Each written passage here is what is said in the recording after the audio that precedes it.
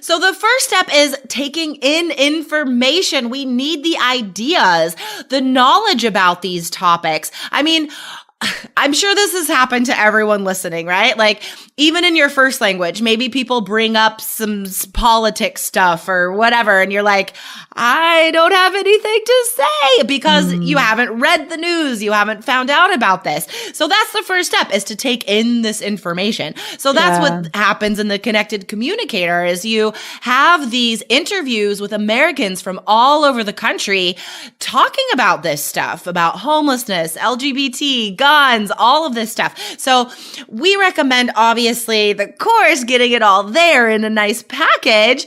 But you can go outside and try the New York Times, different podcasts on NPR. There's so many online, right? There's so many ways you could just gather ideas. Yeah, it really is uncomfortable when you're in a situation and people are talking about a topic that you just don't know what to say because you don't have the information, right? And that's something we can control. We can stay up to date on what's really going on. You know, we have control over this. We don't have to be victims. Yes. You know, there was a birthday party this weekend. Some little friends of James, and we went, and the kids were doing their thing and the parents were talking, and I saw this happen.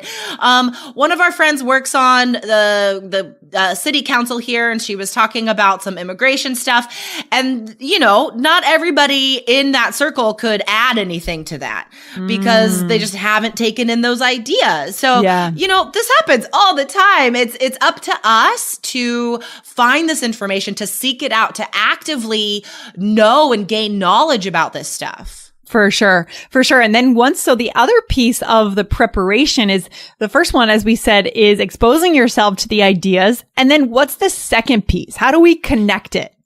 Okay, this is so important. This is how we further the connection, right? As we said earlier, it's not just you asking questions, right? What are you going to bring to this?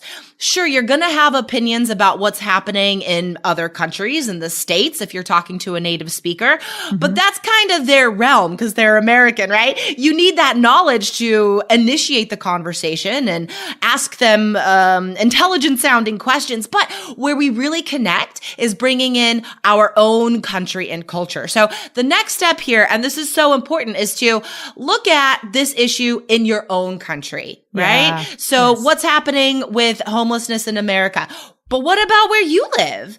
Is this a thing? And if not, why? Like, that would be such a great way to further the conversation and be like, you know what? Honestly, where I live in Japan, I do not see a lot of homeless people. And I was wondering why. So I went online and I read this article.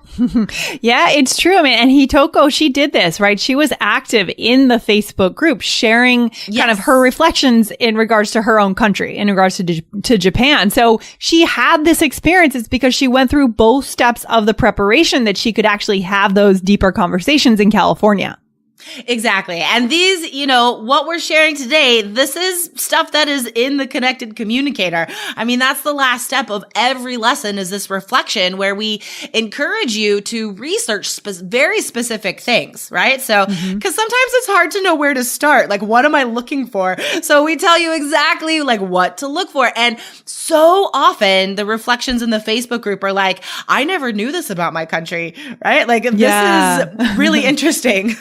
So they have those ideas ready to connect with that information. But then there's another piece here, Jessica, which is absolutely crucial, right? If we don't have this next piece, it'll never happen, right? And that is that is the mindset of initiation, right? So what do I mean by that? What does that mean?